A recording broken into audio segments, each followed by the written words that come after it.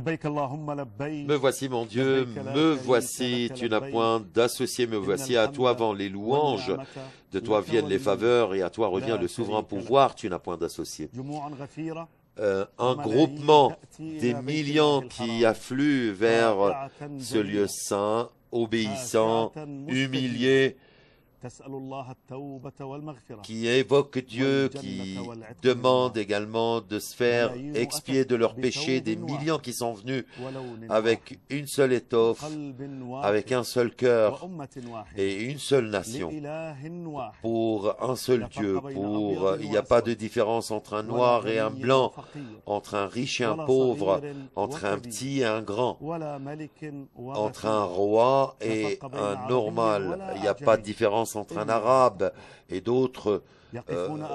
Ils se tiennent, ils stationnent tous devant, ils se mettent tous entre les mains d'un seul Dieu. Ils en commençant bien sûr à glorifier Dieu, humilier, implorant Dieu de se faire pardonner, le glorieux, afin qu'ils puissent revenir aussi. Ils implorent Dieu afin qu'ils puissent revenir chez eux comme ils sont mis de nouveau, comme ils ont été nés de nouveau.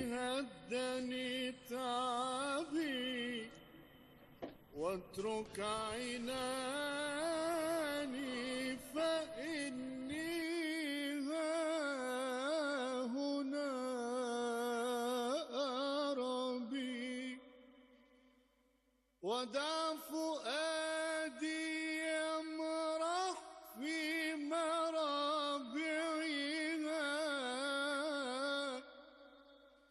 ففي مرابعها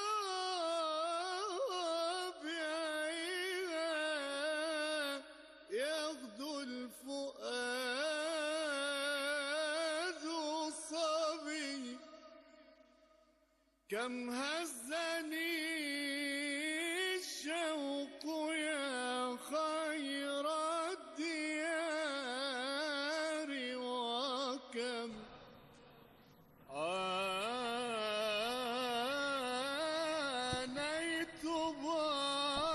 بعدك وجدا دائم السبب. Chers téléspectateurs, que la paix et la bénédiction d'Allah soient sur notre prophète Mohammed. Bienvenue à vous tous en cette nouvelle partie. Nous sommes en direct sur la chaîne satellitaire Iqra. Nous vous transmettons cette émission d'Arabie Saoudite. J'ai le grand honneur aujourd'hui d'être en compagnie par satellite dans le royaume hachimite, Monsieur Mohamed Nouh Al-Qouda. Salam alaikum, que la paix soit sur vous. Assalamu alaikum et félicitations pour le succès de cette saison de pèlerinage. Merci beaucoup, docteur. C'est un grand honneur pour nous que vous soyez avec nous par satellite. Et nous souhaitons également que vous serez avec nous en notre compagnie pour les prochaines saisons. Nous souhaitons tous être regroupés à Arafat. Ma'ali docteur, Dieu dit dans son ouvrage, vous devez invoquer Dieu en ces jours. Donc, et ceux qui tardent. Et le prophète dit, les meilleurs jours, c'est le jour de Arafat. Ou comme il dit, que la paix soit sur lui. Donc, que dites-vous, Votre Excellence, sur ce jour? Au nom de Dieu, et que la paix et la bénédiction d'Allah soit sur notre prophète Mohammed, ses compagnons. Tout d'abord, j'aimerais vous dire que Dieu, quand il a créé l'être humain, il savait que cet être humain va commettre des péchés. Dans le verset, dans le Coran, Dieu a décrit l'humain. Il a été ornementé pour les gens, donc ils aimaient ces désirs des femmes, ils aimaient également avoir des enfants avec tout ce qu'il faut sur terre. Dieu, quand il a créé l'être humain, il a vu qu'il y avait cet amour de désir, il savait qu'il avait cet amour pour les désirs. Mais l'être humain, vous savez très bien qu'il commence à commettre des péchés, donc il sait très bien. Et il sait très bien aussi que Dieu, que ces êtres humains, que ces créatures, mais Dieu nous a donné toutes ces phases afin d'expier tous nos péchés, comme la prière de vendredi, les ablutions. Ensuite, il nous a donné toutes ces phases pour s'expier de ses péchés. Ensuite, il nous a donné des jours afin que le musulman peut pardonner, peut demander pardon à Dieu, peut également invoquer Dieu afin qu'il se fasse pardonner de tous les péchés qu'il avait commis. Mais mon cher frère, regarde cette miséricorde de Dieu. Il n'avait pas laissé ces jours uniquement pour le pèlerin qui vient pour pèleriner effectuer le pèlerinage du corps, mais il y a des gens qui effectuent le pèlerinage par le cœur. Il y a certains d'entre eux qui désirent, qui aiment, qui souhaitent être entre les mains de Dieu, humiliés. Et Dieu les a regroupés tous par cette miséricorde. Il a regroupé. Donc c'est quelques heures. Et Dieu, nous savons très bien que Dieu pardonne une année, l'année qui vient, l'année qui suit, l'année qui a précédé. Et il dit également que moi, je suis votre Dieu, je viens à vous avec cette miséricorde, mais vous venez à moi par les invocations, les supplications.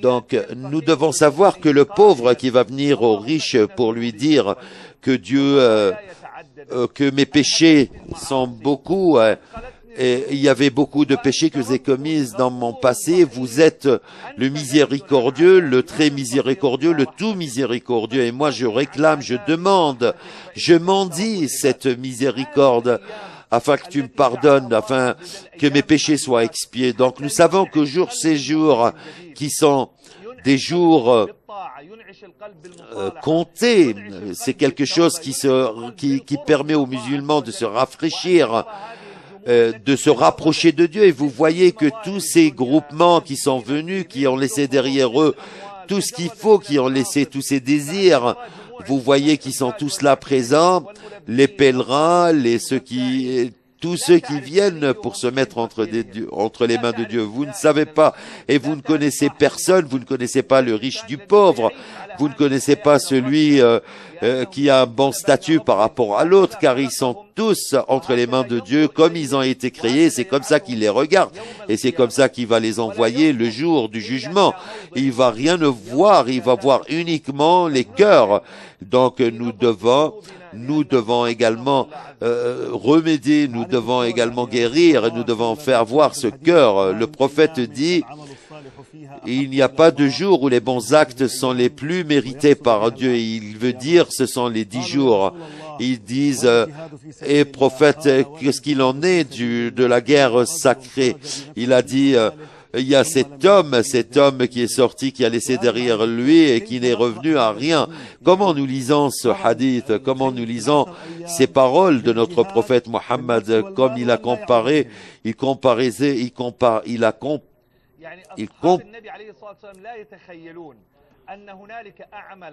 fait une comparaison entre les 10 jours et entre le djihad.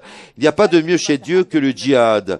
Et le prophète, que la paix soit sur lui, il a parlé sur les mérites de ces 10 derniers jours ou de ces 10 jours. Donc ils ont commencé à faire la comparaison entre ces 10 jours et cette guerre sacrée ou le djihad. Donc la réponse était une surprise pour même les amis du prophète, que la paix soit sur lui. Comme si que Dieu voulait dire à la nation musulmane que les bons actes ne sont pas seulement par le biais du djihad et par l'effort, mais les bons actes, ce ne sont pas seulement l'effort ou ceux qui contribuent ou ceux qui sont en train de répondre à la da'wah. Donc, le djihad, ce ne sont pas ceux, mais chacun d'entre nous qui peut également obtenir ces mérites, les mêmes mérites comme les mérites des moudjahidines, les mérites par l'invocation, par l'évocation.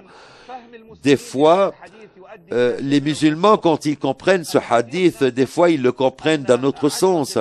Les gens comprennent que les 10 de Dhul Hijjah, c'est seulement par le biais de jeûner, mais c'est bien de jeûner. Mais nous savons également que Dieu également poursuit de nous dire, mais ceux qui ne peuvent pas jeûner, il y a également l'évocation, l'invocation, Il faut toujours se rappeler, le prophète, il y a également les visites des plus proches. Dieu dit que Dieu, ses grands noms, les noms de Dieu. Imaginez qu'au cours de cette nuit, que l'être humain qui commence à prononcer les 99 noms de notre Dieu, donc il commence à dire, toi le glorieux 100 fois, le glorieux 100 fois, l'omniprésent 100 fois. Vous voyez tous les noms de Dieu, il doit passer par les noms de Dieu. Donc Dieu nous a ouvert ses portes. Nous a ouvert ses portes afin qu'on puisse également lui demander pardon, afin qu'on puisse également se rapprocher de lui, l'invoquer, l'évoquer, afin de ne pas penser seulement à notre vie. Notre vie, c'est une vie qui est temporaire, mais il y a cette porte ouverte pour se rapprocher de Dieu, pas seulement d'un seul côté, mais de plusieurs côtés que nous devons saisir cette opportunité. Ceci nous guide vers une question. Malgré que le pèlerinage est connu par son lieu, par son temps, mais Dieu merci, comme les autres adorations, comme la prière, tous les musulmans doivent prier, la zakat, l'aumône légale, où vous voyez, il y a tout cela. Donc c'est quelque chose du bien pendant cette saison de pèlerinage. Alors qu'il y a ceux qui sont en train d'effectuer ce pilier, c'est une obligation. Comment pouvons-nous comprendre la chose positive dans cela? Nous comprenons cela que Dieu ne regarde pas seulement l'acte, il regarde également les intentions. Comme a dit le prophète, que la paix soit sur lui, lors de l'ouverture de Makkah ou lors de Ghazwat Makkah, il n'avait que pas d'immigration à partir d'aujourd'hui, sauf une petite communauté des musulmans qui ont immigré. C'est ce que nous comprenons. Donc, quand il dit le prophète qu'il n'y a pas d'immigration dès aujourd'hui, mais il faudrait regarder cette miséricorde et que le prophète continue par qu'il n'y a pas d'immigration après cette grande réalisation. Il y a djihad et l'intention. Djihad, c'est la guerre sainte et l'intention. Donc il faudrait savoir qu'il y a cet amour envers toutes ces créatures. Il ouvre toutes ces portes. La porte du travail, de ce geste, ceux qui stationnent à Arafat, mais ce nombre est très minime. Nous savons très bien que le Dieu, gloire à lui, ouvre ses portes à tous ceux qui sont toujours dans le cadre de la Mecque. Donc il leur ouvre les portes de l'invocation, de l'évocation, afin que la nation musulmane, tous les fils de la nation musulmane vivent. Si nous voyons la fête du sacrifice concerne surtout ceux qui ont stationné à Arafat, car ils vont être très satisfaits, ils vont être joyeux, car ils vont être contents. Ils vont lapider les stèles. La fête du sacrifice ne concerne pas seulement les pèlerins qui sont présents sur les lieux, mais tout le monde doit participer pour partager cette joie avec les pèlerins. C'est pour cela, mon frère Hamza, vous voyez que le pèlerinage est l'exemple vivant, l'exemple réel que la nation musulmane ne la regroupe qu'une seule chose, c'est la religion. Les gens ont essayé de se regrouper par le nationalisme. Nous avons perdu les Turcs, les Charkas, nous avons perdu les autres qui ne sont pas arabes. Le nationalisme, la nationalité, les Arabes, ils ont essayé également de nous regrouper à travers les partis politiques, ils ont essayé de nous regrouper à travers l'unité arabe. Ils ont créé cette université, cette ligue arabe, mais qui n'a pas réussi. Il n'y a pas dans la vie quelque chose qui peut nous regrouper, sauf une seule chose. Donc il faudrait appeler les gens au pèlerinage. Donc tu vois toute cette nation musulmane qui s'unifie, qui traverse toutes ces frontières, qui traverse et qui dépasse toute cette pauvreté, qui traverse toute cette classe. Donc c'est un exemple très important, comme si que Dieu voulait faire revivre en nous et voulait également ravifier la mémoire des musulmans pour le dire que rien ne peut vous regrouper sauf la religion, rien ne peut vous unir sauf la religion. Rien ne peut créer cette solidarité sauf par la religion.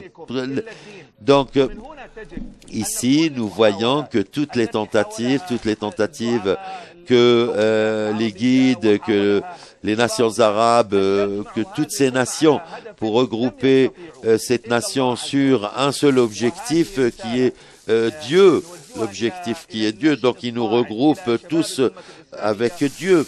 Donc ce message que nous regroupons, ce message à toute la nation musulmane, nous savons qu'il y a beaucoup de jeunes dans les pays musulmans et nous leur disons que ceux qui veulent regrouper les musulmans loin de la religion, je pense son projet échouera. Celui qui tente d'unifier cette nation sur les principes de la religion. Pourquoi nous devons répéter toutes ces expériences du passé et pourquoi nous nous rendons pas directement vers l'objectif, c'est la religion qui nous regroupe. Ici, je me rappelle d'une histoire de Haroun, que Dieu l'agrée, quand il a discuté avec son ennemi, il a dit que la réponse, ce que vous voyez en réalité, pas celui que tu entends par tes oreilles. Il ne lui a pas envoyé une armée, il ne lui a pas envoyé, il a seulement levé le slogan qu'il y a un seul Dieu et que le prophète Mohammed est son messager. Donc tous les cœurs qui se regroupent autour de ce slogan, autour de cette donc il y a de ce drapeau, donc c'est le drapeau qui nous unit tous. Cette catégorie qui lève ce drapeau, donc tout le monde va se regrouper autour de ce drapeau, donc qui est la ilaha illallah, Muhammad Rasulullah. Donc permettez-moi de lire certaines participations sur Facebook. Notre sœur Toufa Sarah qui dit bonne fête, félicitations, je tiens à féliciter ma mère et qui nous écoute en ce moment et qui souhaite de la guérison à sa mère, le pèlerinage. Donc il y avait une autre question. Il dit donc que le pèlerinage est l'obligation ou l'obligation obligatoire, c'est le rituel obligatoire qui peut également faire expier les péchés des musulmans malgré qu'il y ait d'autres obligations ou d'autres piliers comme la prière, l'aumône légale. Mais vous allez venir au monde comme de nouveau-nés. Nous allons écouter votre réponse après cette petite pause, chers téléspectateurs. Restez avec nous.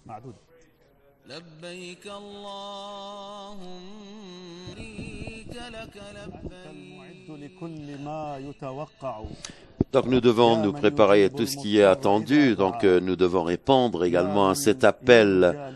Et nous répondant à l'appel de Dieu, nous répondons également pour alléger cette souffrance. Ô Dieu, nous n'avons que toi, nous n'avons que toi pour nous rendre, car nous voulons également plaindre.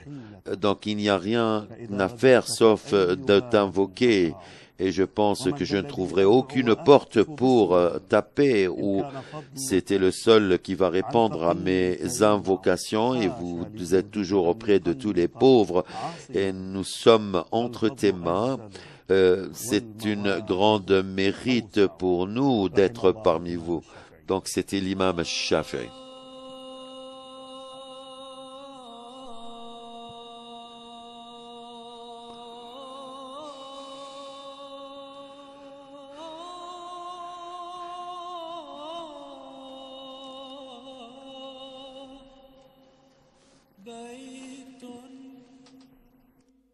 جمع الألوف أسر النفوس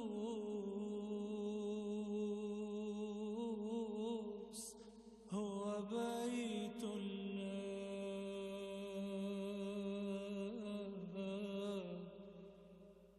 خشوع هو أم ذهول أمر المثول لبيت الله.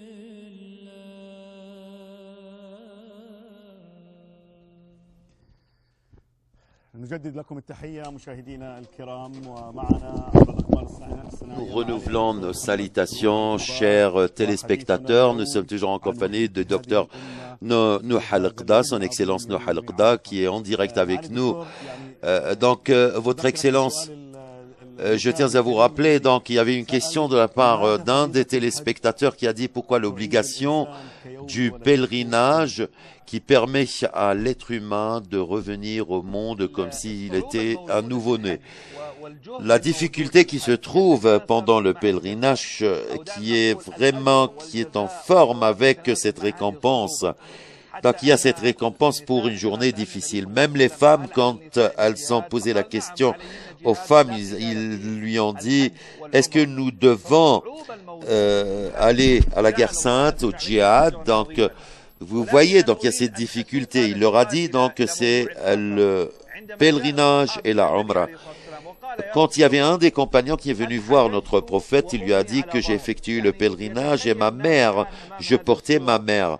Imaginez, chers téléspectateurs, cette image quand il commençait à faire la circumambulation, ensuite il est monté vers Arafat, ensuite il est parti à Mina, ensuite il a lapidé les stèles. Ensuite, il y a également, est-ce que je lui ai donné, est-ce que j'ai réalisé ce que je veux?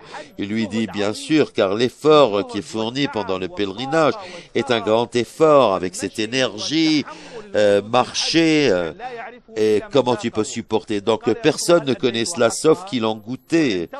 Donc, il a dit, donc il attendait la réponse du prophète pour lui dire oui. Le prophète lui a dit non, vous n'avez pas effectué. Donc, même pas ces souffrances pendant qu'elle t'avait mise au monde. Donc, il y a d'autres actes comme obéir, respecter les parents, également la charité. Il y a beaucoup de bons actes, de bonnes œuvres. C'est la raison pour expier les péchés. Mais le pèlerinage a quelque chose de formidable avec cet acte pénible. Donc le pèlerin doit supporter tout cela pour effectuer ces rituels. Toutes les adhérations peuvent se faire au même lieu. Le monde légal, il peut l'envoyer, la prière, l'invocation, les ablutions à la maison. Toutes les bonnes œuvres, tous les bons actes, vous pouvez les effectuer dans ta chambre pendant que tu t'es assis sur ton canapé, mais le pèlerinage a besoin de l'argent, a besoin d'un voyage, a besoin d'une bonne santé. Donc il y a également la patience, comment supporter les autres et comment supporter beaucoup de choses, peut supporter beaucoup de questions. Si l'être humain va parler de toutes ces choses, il va penser que ceci qui va le faire peut-être fuir. Pourquoi il a décrit Makka comme la mère des villages? Si vous essayez de comparer la Mecque au niveau touristique, vous ne trouvez rien, il n'y a rien. Il fait chaud, une région rocheuse. Il y a des régions qui sont plus belles il y a d'autres régions qui sont plus belles. Donc il y a Taïf, mais la volonté de Dieu, c'est Dieu qui désire ainsi. C'est Dieu désire de voir que la Mecque, où il y a ce désert, où il y a cette chaleur, il n'y a pas de plantes, pour dire, donc, Mecca, tu dois être la mère de tous les villages. C'est comme si que Dieu envoyait un message à toute la nation musulmane. Donc nous ne devons pas nous céder, nous ne devons pas céder à notre faiblesse, nous ne devons pas céder à cette dispersion. Donc nous devons toujours penser que nous sommes unis, car donc il faudrait également rapprocher ces cœurs, également les mettre tous ensemble, quelque chose qui attire tout le monde, mais c'est la volonté, c'est les désirs de Dieu, car toutes ces populations, quand ils se sont rendus vers la Mecque, elle a ravifié tous ces cœurs. Donc c'est un message aussi à tous les musulmans. Si vous voyez la réalité de cette nation comme une faiblesse, comme une dispersion, et comme vous voyez cette nation qui s'éloigne de la religion, si vous voyez que votre ennemi va réussir et que les populations sont vaincues, ou l'ennemi est vainqueur, mais c'est la mère de tous les villages. Donc vous voyez que Dieu peut ravivier, que peut faire revivre cette nation un jour.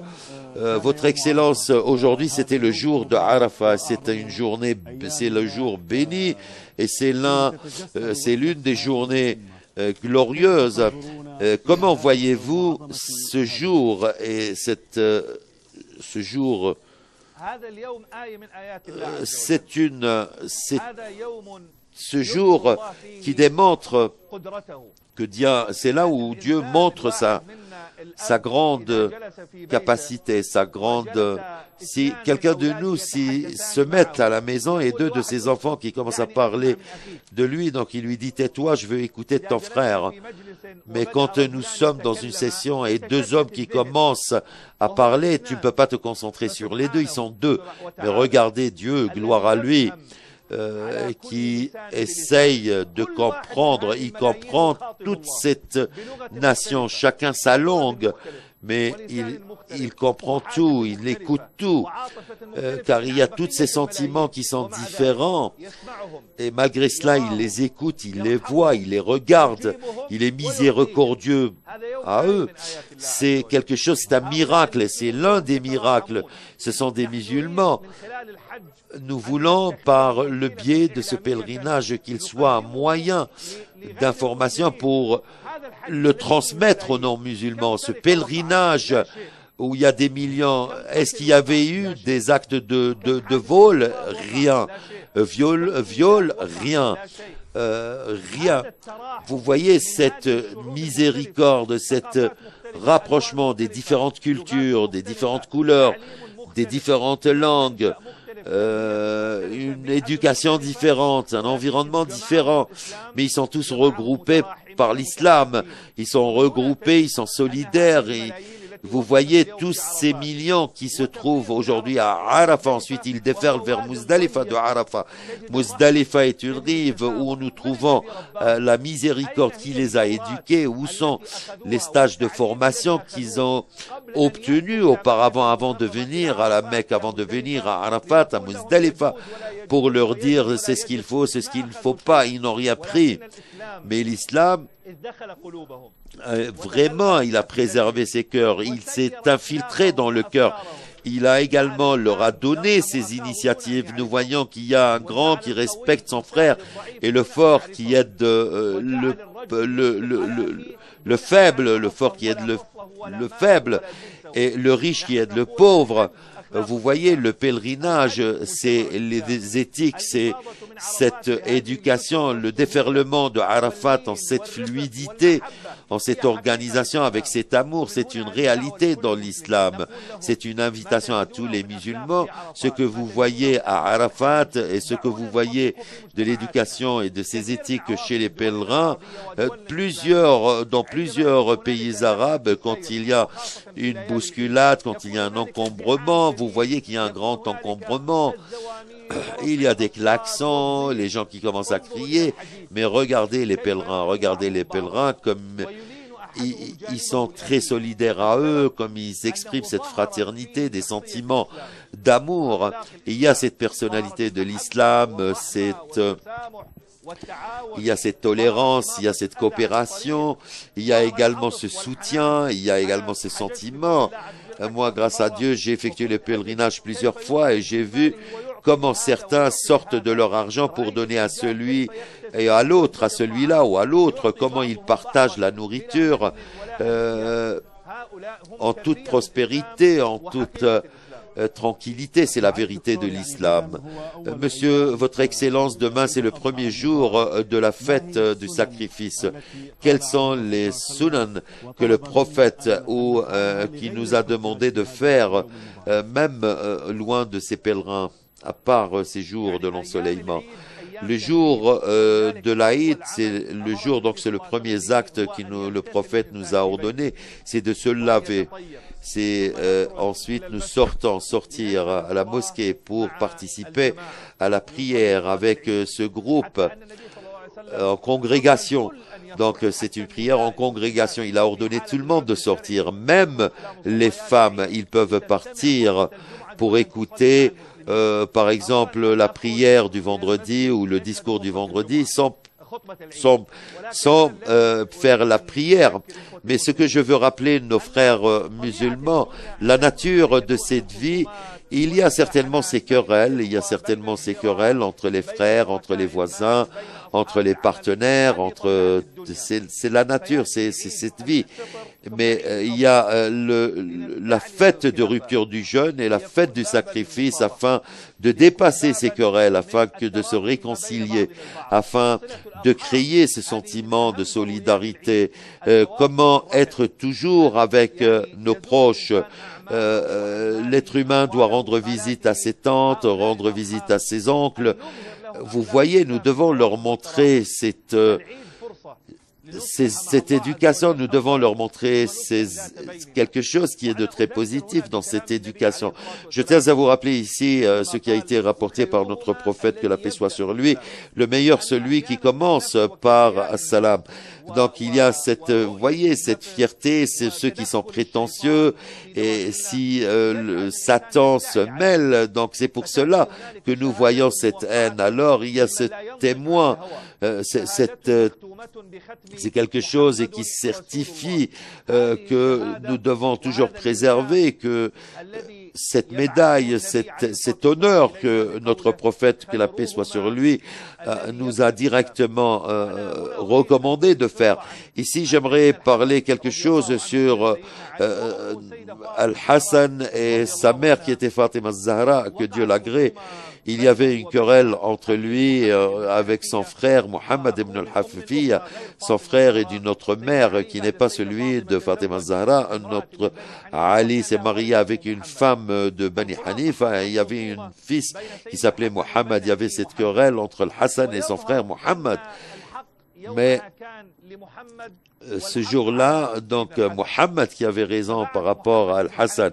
Donc Mohammed ibn Hanafiya, il a envoyé à Sayyidina Al-Hassan après Bismillah, et quand vous recevrez cette lettre, vous devez venir me voir pour réconcilier. Car votre grand-père, le prophète, que la paix soit sur lui, disait, donc le meilleur d'entre vous qui commencera par As-Salam. Donc le fils d'Ibn al-Hanafiya ne voulait pas être mieux que Ibn Fatima Zahra, alors que ce n'était pas le fautif. Quand cette lettre était entre les mains, dans les mains de son père, il a embrassé, à son frère, il a embrassé cette lettre. Ensuite, il est parti voir son frère et il s'est réconcilié avec son frère pour être parmi les meilleurs qui commencent Salam. Donc, la fête du sacrifice est une opportunité. Je vous remercie pour cela, votre Excellence. Il n'y a pas mieux, chers téléspectateurs, de mieux que le martyr, ou peut-être la fierté des parents, surtout quand les parents sont fiers de leur fils martyr. Et vous savez que le fils martyr est parmi les priorités, donc le martyr doit être toujours aimé, doit être rapproché. Donc c'est là le présent du serviteur des lieux saints pour les familles des martyrs de Palestine, pour effectuer le pèlerinage chaque année. C'est quelque chose qui se fait chaque année. Nous également un grand merci également pour nos frères en Palestine pour leur patience.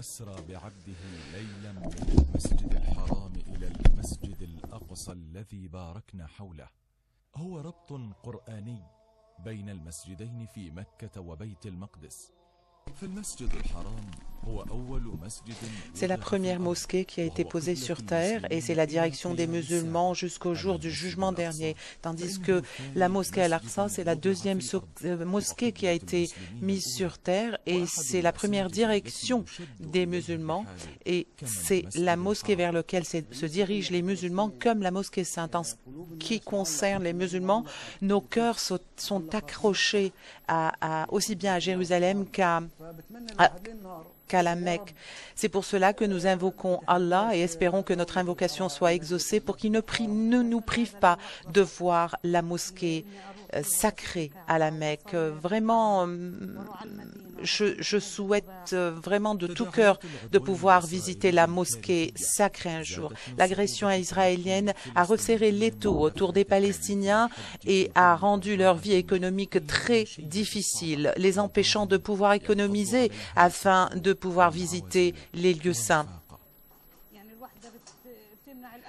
Parfois, nous nous privons de manger, de boire, nous économisons tant que nous pouvons afin que nous puissions un jour avoir l'honneur de visiter les lieux saints. Notre grand problème, c'est que parfois nous nous inscrivons pour une année, pour 2 ans, pour 10 ans, et nous ne voyons pas notre nom sur les listes. Le don du serviteur des lieux saints pour les familles des martyrs palestiniens est venu afin de mettre un baume sur le cœur des Palestiniens et alléger leur souffrance.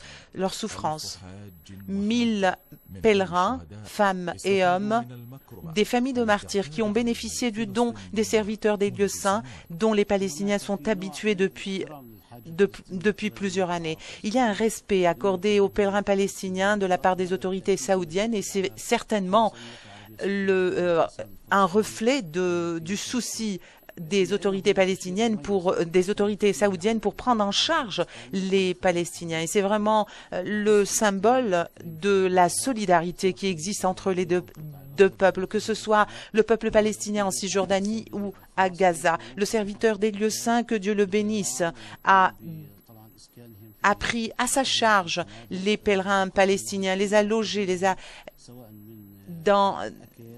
dans leur lieu de résidence en Arabie Saoudite afin qu'ils puissent effectuer les rituels du pèlerinage en bonne et due forme. Et ceci a un impact et un effet positif dans les cœurs des Palestiniens et reflète l'attention et le souci des autorités palestiniennes d'être toujours là à côté de leur peuple, de leurs frères et leurs sœurs palestiniennes. Dieu merci, nous avons bénéficié du don de l'Arabie Saoudite pour effectuer le pèlerinage et merci infiniment pour eux. Les pèlerins qui bénéficient du don du pèlerinage font des invocations à Allah afin qu'il bénisse et qu'il protège et qu'il préserve le serviteur des lieux saints et qu'il le garde pour le secours et l'aide des plus démunis. Il y a un amour profond dans le cœur des Palestiniens envers le serviteur des lieux saints. C'est vraiment sa générosité ressentie par les Palestiniens qui savent pertinemment bien qu'il y a celui qui sèche leurs larmes et qui allège leurs souffrances.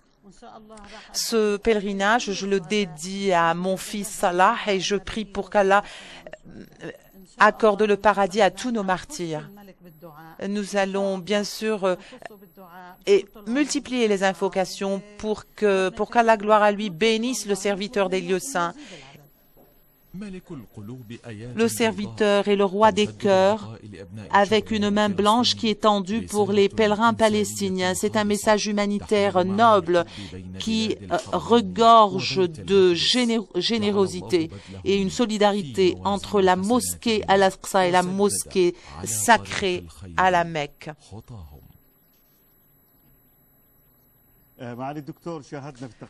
Votre Excellence, nous avons vu dans le reportage l'une des portes de la générosité présentée par les autorités de l'Arabie Saoudite pour les familles des martyrs palestiniens, en plus des d'autres dons présentés de manière constante aux Palestiniens. Et ça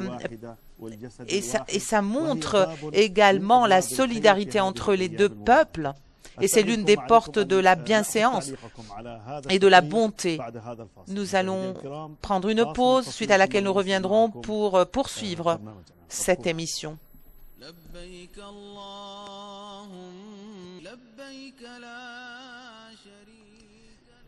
Chers téléspectateurs, nous sommes toujours avec nous en direct de la chaîne internationale, de la chaîne satellitaire d'Iqra pour vous transmettre les rituels du pèlerinage de l'année 1435 de l'Hégire et nous avons le plaisir d'avoir avec nous son Excellence Dr Mohamed Al-Qouda par satellite de Jordanie.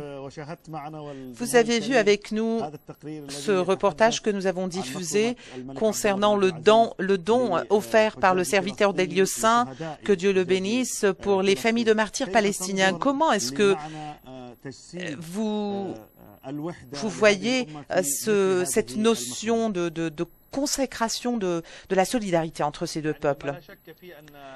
Il va sans dire que les martyrs sont sont ceux qui bénéficient du degré le plus élevé dans la demeure éternelle, et ceux qui ont sacrifié leur vie, et ceux qui ont été assassinés, tués par l'agression de l'occupation. C'est pour cela que ils ont un droit sur nous. Et ceux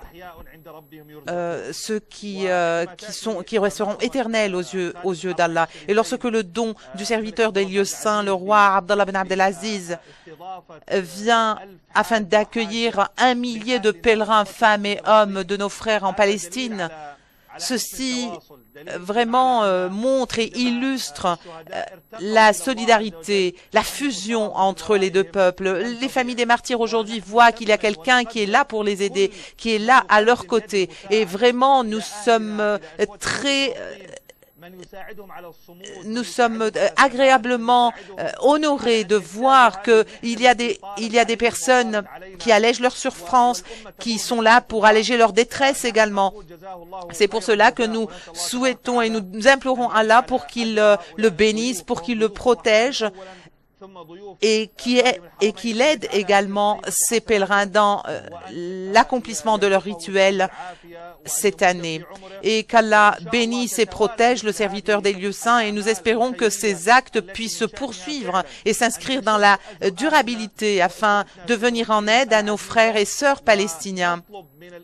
Et nous demandons à tous ceux qui ont pu bénéficier de ce don, de multiplier les invocations afin de libérer la mosquée Al-Aqsa et d'alléger la détresse du peuple palestinien.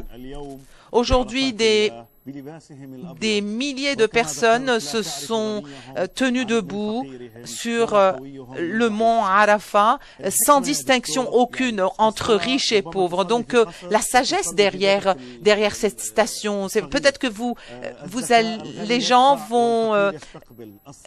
vont prier chez eux, vont faire le jeûne. Peut-être que vous allez bénéficier de nourriture à des prix exhaustifs, et d'autres vont se contenter d'une date. Donc il y a toujours une distinction entre riches et pauvres dans les rituels que nous accomplissons au quotidien, mais dans la station de Arafat, tout le monde est égaux aux yeux d'Allah. Oui, effectivement, aujourd'hui, sur la station d'Arafat, Allah, gloire à lui, a voulu que nous nous débarrassions des parures éphémères de la vie de l'ici-bas, et de délaisser toutes ces distinctions qui fausses, et nous sommes tous nés égaux avec une seule tenue, et nous nous sommes vraiment débarrassés lors de cette station, lors de ce jour, de toutes les tenues exhaustives et avec des couleurs flagrantes. Nous nous sommes débarrassés de tout cela, et nous avons tous porter une seule tenue unique. Et c'est un message divin pour nous dire que c'est ainsi que je vous ai créé. Je ne vous ai pas créé avec des distinctions ou des différences entre riches, pauvres, petits, grands. Allah, gloire à lui, a voulu dire à la personne qui est toujours forte, qui est forte chez lui, que tu n'es pas fort, tu es égal à celui que tu considères comme étant moins que toi, ou ayant moins riche, étant moins riche que toi. Donc c'est pour cela, mon frère, que Allah, gloire à lui, est sage, et il n'a pas fait du pèlerinage une saison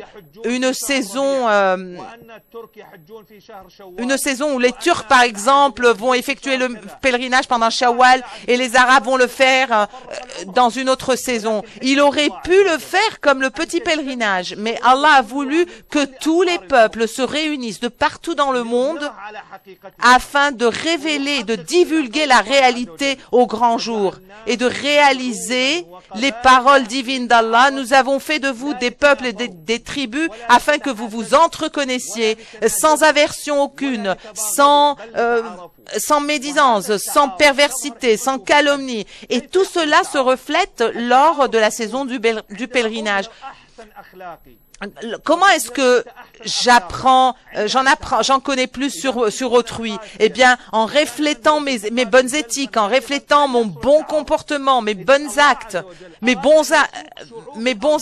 C'est pour cela que Allah a voulu rassembler des échantillons, des peuples entiers pour les rassembler dans un même endroit afin que ces échantillons puissent révéler tout ce qu'ils ont de bien.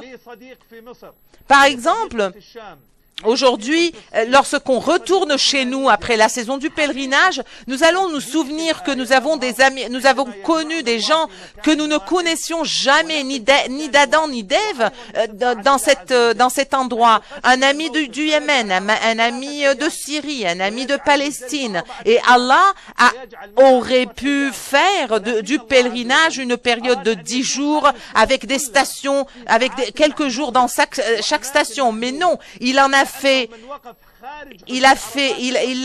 avec des jours fixes, des périodes fixes et des moments fixes. Il nous a rassemblés tous dans un même endroit afin que nous puissions tous nous entraimer, afin que nous puissions tous faire preuve de clémence, d'affection et apaiser notre cœur. Nous avons apporté avec nous, nous nous sommes munis de cadeaux, certes, mais nous voulons aussi nous munir d'affection, de clémence.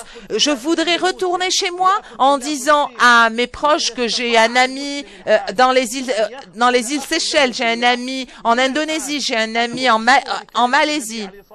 Et je voudrais rappeler tout cela aux pèlerins pour leur dire que lorsque vous allez vous tenir devant Allah, gloire à lui, il va vous demander, vous allez être responsable, vous allez rendre compte de vos actes. Lorsque nous unissons tout cela, nous sommes unis par une même tenue, par notre clémence, notre affection, l'unicité d'Allah que nous répétons tout au long de l'accomplissement de nos rituels. Eh bien, à ce moment-là, Allah, gloire à lui, va nous pardonner. Aujourd'hui, je vous pardonne. Aujourd'hui, j'ai accepté votre repentir. C'est vraiment le fruit ultime du pèlerinage. Le pèlerinage n'est pas uniquement un voyage, n'est pas uniquement des cadeaux, des dates, de l'eau sacrée de Zamzam, ou des chapelets que nous emportons avec nous à notre retour. Non, c'est un cœur également empli de clémence, empli d'affection, empli d'apaisement. Lorsque nous faisons nos adieux à nos amis que nous avons connus, nous voulons préserver tout cela à notre retour. Merci infiniment pour toutes ces paroles, Votre Excellence. Chaque musulman rêve de se rendre à la Mecque pour visiter la Kaaba et avoir l'honneur de bénéficier du repentir, d'être affranchi de l'enfer et qu'Allah absout leurs péchés. La communauté d'Indonésie fait partie de ces gens-là. Le gouvernement belge a reconnu l'islam comme religion officielle, ce qui a précipité, ce qui a conduit à faire introduire la religion islamique dans les manuels éducatifs en Belgique. Le pourcentage des musulmans est de 25% des habitants de Bruxelles. La majorité des Belges musulmans vivent dans les grandes villes comme Bruxelles. La plupart des campagnes de pèlerinage et du petit pèlerinage travaillent d'arrache-pied toute l'année afin de présenter les services aux pèlerins. Oui, effectivement, la compagnie effectue le travail qu'il se doit afin de préparer le pèlerin qui désire effectuer les rituels du pèlerinage chaque année. Et nous avons des cours et des leçons ainsi que des stages de formation pour ceux qui vont pour la première fois au pèlerinage. Quelles sont les bienséances dont le pèlerin doit se munir? Comment est-ce qu'il peut protéger se protéger, préserver sa santé? Et selon le ministère du pèlerinage de l'Arabie saoudite, il existe 23 compagnies de pèlerinage qui travaillent en Belgique, en plus d'autres agences de pèlerinage qui travaillent et des intermédiaires qui travaillent avec les compagnies autorisées afin de faciliter les procédures du pèlerinage avec 2500 billets cette année. Maintenant, voici la porte de la Kaaba et ici il y a la pierre noire, ici à cet endroit précis. Dans cet angle, c'est l'angle de la pierre noire. Et là, avant, la pierre noire, c'est l'angle yémeni, c'est le coin yémeni. Et entre ces deux coins, nous avons Hijr Ismaïl. Tu n'as pas le droit d'entrer dans cette enceinte. Pourquoi? Il n'y a pas de statistiques claires concernant le nombre des Belges qui se sont convertis à l'islam, mais le nombre augmente des musulmans qui sont inscrits dans les registres de l'État concernant les différentes activités islamiques et les demandes faites par les Belges pour se convertir à l'islam. Les préparatifs pour le pèlerinage se déroulent en bonne et due forme et les autorités d'Arabie saoudite ont pris en charge toutes les dépenses. J'ai reçu une invitation des autorités d'Arabie saoudite pour effectuer le pèlerinage cette année et Dieu merci, je me suis rendu là-bas et ça a complètement changé le déroulement de ma vue et ma vision pour ce monde de manière radicale. Ça, c'est l'étoffe, la tenue blanche. Ce qui attire l'attention cette année à Bruxelles, c'est la jeunesse belge qui désire et qui exprime son souhait d'effectuer le pèlerinage.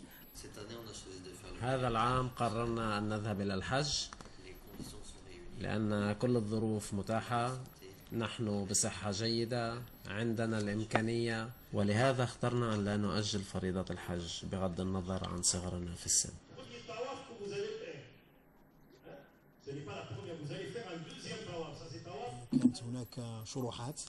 Il y avait des explications, des travaux pratiques en langue arabe avec une traduction vers le français et j'essayais de transmettre ce que disait le cheikh et répondre à certaines questions. Donc notre travail entre dans le cadre de la première préparation qui précède l'arrivée du pèlerin sur les lieux avec des sessions concernant les rituels du pèlerinage et du petit pèlerinage et toutes les questions liées à la jurisprudence du pèlerinage. Ici, nous avons Hijr Ismaïl.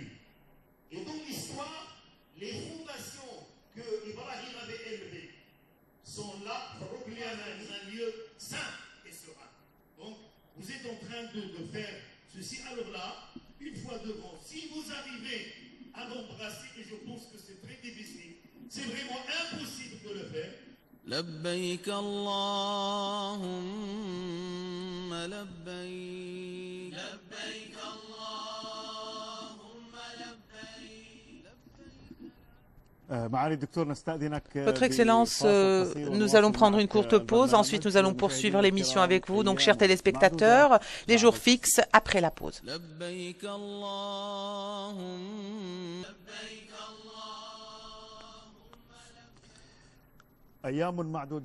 Les jours fixes en direct avec son Excellence Mohamed Nouh Al-Qouda, notre invité à cette émission à partir de Jordanie. Vous avez suivi donc le reportage concernant les musulmans de Belgique et je pourrais vous raconter une histoire lorsque j'étais avec vous et nous avons fait la prière de Maghreb dans l'une des mosquées parlé de Belgique et vous m'avez dit que ceux qui sont arrivés à la mosquée, les pèlerins, le nombre des musulmans qui étaient présents ressemblait à un spectacle que nous voyons lors de la saison du pèlerinage. Est-ce que vous pouvez nous parler des musulmans de Belgique? Oui, ce que nous avons vu ensemble concernant les musulmans de Belgique à Bruxelles, c'est effectivement, ça reflète les paroles du prophète, que la paix soit sur lui, que Allah a fait une promesse solennelle que tout le monde va entrer dans l'islam. Et Dieu merci, c'est quelque chose que nous voyons tous les jours, au quotidien. Donc tous les détracteurs de l'islam, tous ceux qui essayent de donner une image erronée de l'islam ne sont pas vainqueurs. Au contraire, tous les jours nous voyons que leur tentative de déformer l'image de l'islam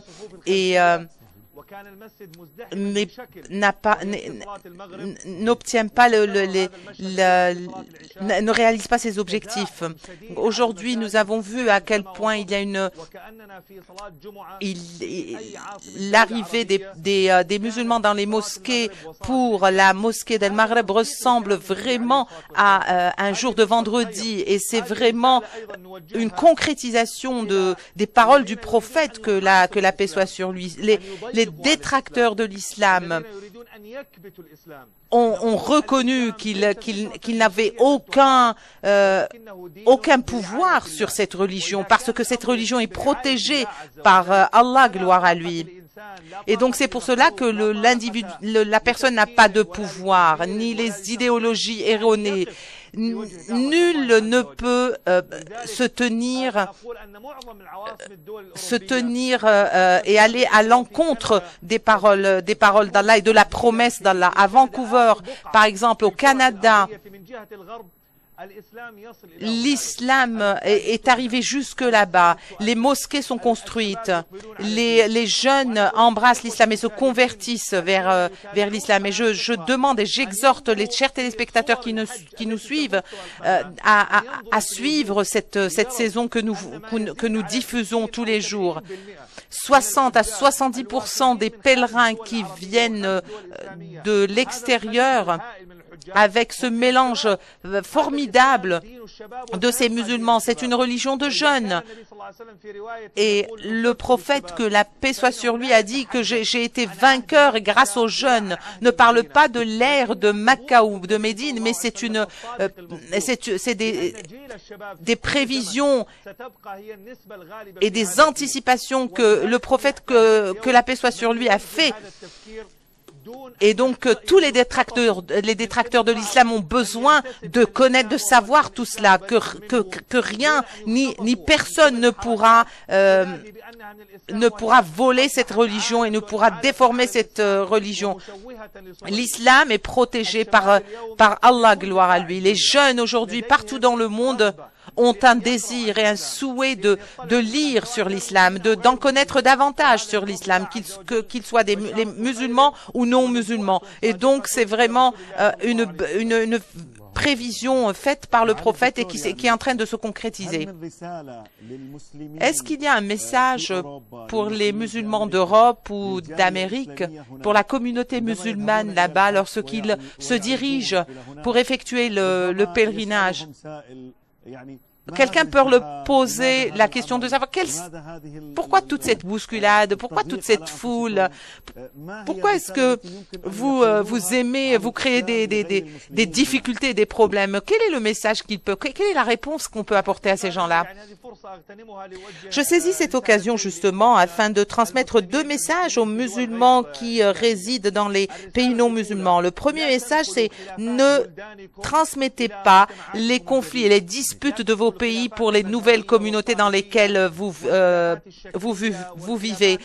Ne transmettez pas les aversions, et les conflits politiques et les difficultés et les problèmes de vos pays. Nos pays regorgent de problèmes, certes, mais les communautés musulmanes ne doivent pas divulguer tout cela.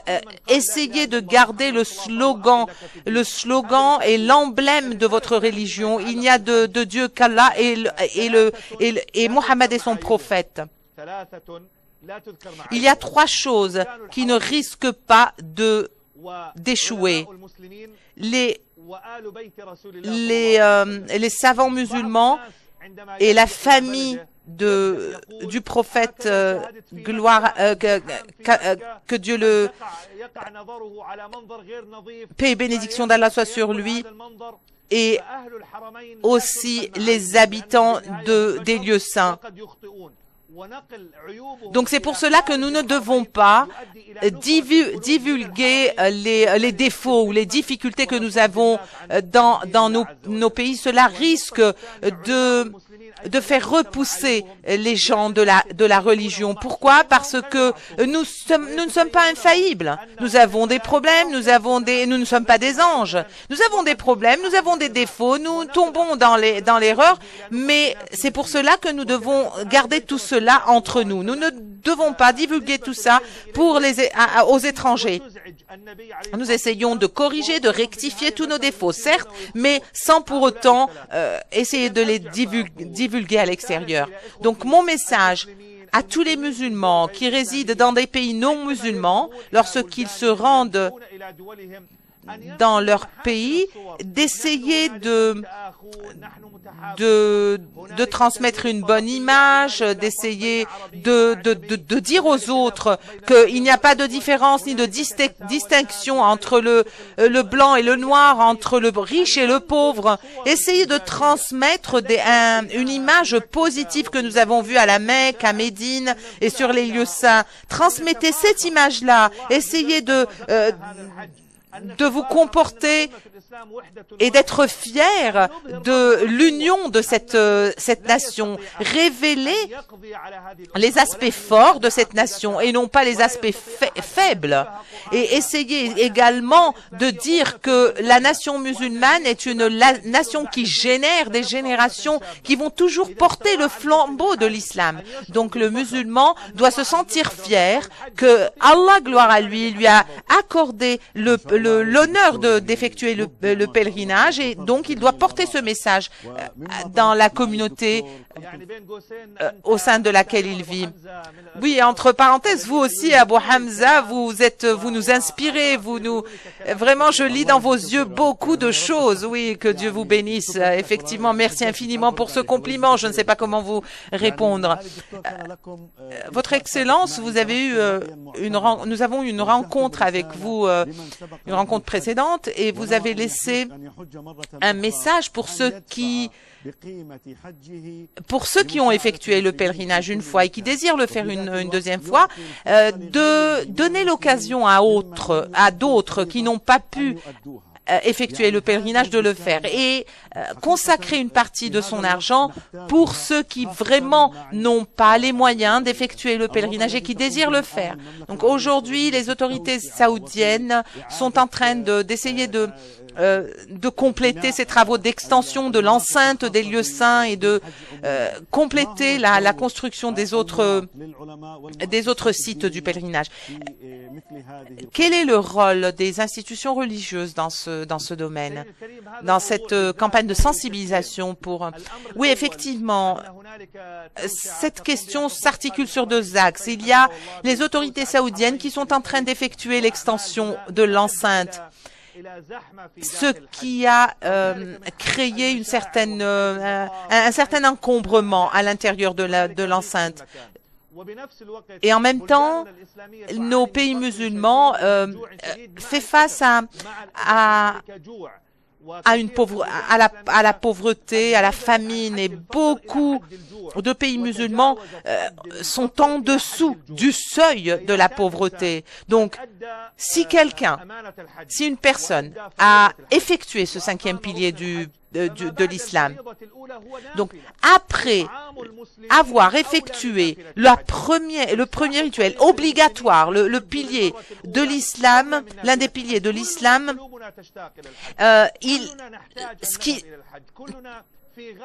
tout autre voyage, si vous désirez le faire une deuxième fois, ce n'est plus une obligation. C'est une nafila. C'est un acte recommandable, mais ce n'est pas une obligation. Vous avez déjà fait ce qui vous est demandé de faire. Vous avez déjà effectué le cinquième pilier de l'islam. Lorsque j'ai chez moi des gens qui n'ont pas de quoi se nourrir, de quoi manger, de quoi se chauffer, et quand je vois que dans l'enceinte des lieux saints, il y a un encombrement en raison de l'extension, il vaut mieux, dans ce cas-là, laisser la place à d'autres pour effectuer le pèlerinage, des personnes qui n'ont pas déjà fait. Donc j'exhorte ceux qui ont déjà effectué le pèlerinage une fois, et il y en a qui effectuent le pèlerinage chaque année. À mon avis, l'obligation qui se pose après avoir effectué une fois le pèlerinage, l'obligation c'est de nourrir ceux qui sont dans le besoin, ceux qui ont besoin de nourriture, de boire. Donc nourrir un musulman, apprendre le Saint-Coran à un musulman, ouvrir des centres d'apprentissage du Coran, ouvrir des centres d'apprentissage de l'islam et répondre aux besoins du musulman au quotidien, et apprendre l'arabe aux musulmans non arabes. Est beaucoup plus important de faire une nafila pour le pèlerinage. Pourquoi? Parce que la nafila du hajj est un bénéfice personnel, tandis que nourrir un musulman, faire et construire des hôpitaux islamiques et apprendre l'arabe à ceux qui ne parlent pas la langue du Coran, eh bien, c'est une obligation et c'est une sadaqa continue. Cette umma qui ordonne le convenable et interdit le blâmable, c'est une umma à qui incombe la responsabilité de venir en aide aux musulmans. Aujourd'hui, c'est l'un des jours les plus importants, et c'est le jour où Allah, gloire à lui, dit « Je vous tiens en témoin », il parle en s'adressant aux anges, que je leur ai pardonné. J'ai pardonné leurs péchés. Leurs péchés ont été absous. Quel est votre message aujourd'hui, à l'occasion de cette grande journée, aux pèlerins? La mission de Satan, c'est qu'il a juré devant Allah, gloire à lui, de dévier et de manipuler les créatures d'Allah et de les dévier du droit chemin. C'est donc la mission de Satan. Le jour de Arafat arrive, les pèlerins se dirigent en invoquant Allah, gloire à lui, et les musulmans qui ne sont pas pèlerins également invoquent Allah. Donc tous les plans de Satan, tous les plans des djinns et des diables ont été voués à l'échec. C'est pour cela que mon message que j'adresse non seulement aux musulmans, mais aussi aux détracteurs de l'islam, je leur dis, nous lisons dans notre livre saint les paroles divines d'Allah.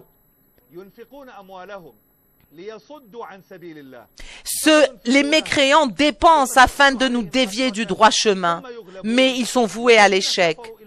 Et ils auront le cœur empli d'amertume parce que leurs plans seront voués à l'échec. Ils utilisent tous les moyens disponibles afin de le faire. Dans des forums, les médias, tout, et la liste est longue. Et cette liste noire est longue. Ces dépenses qui sont faites par les détracteurs de l'islam. Le jour de Arafat arrive pour démolir leurs plans et pour les jeter à la poubelle. C'est pour cela que les musulmans aujourd'hui, et grâce aux prières, grâce aux invocations des musulmans leur demandant d'accepter leur repentir sincère, et les satans ainsi que ses alliés baissent le regard avec amertume, avec en sachant que leurs plans ont été voués à l'échec. Donc aujourd'hui, Allah a franchi les musulmans et les pèlerins de l'enfer. Nous espérons et nous souhaitons et nous prions Allah pour qu'il agrée leur pèlerinage et qu'il nous donne l'occasion de bénéficier du paradis. Merci infiniment, Abdallah,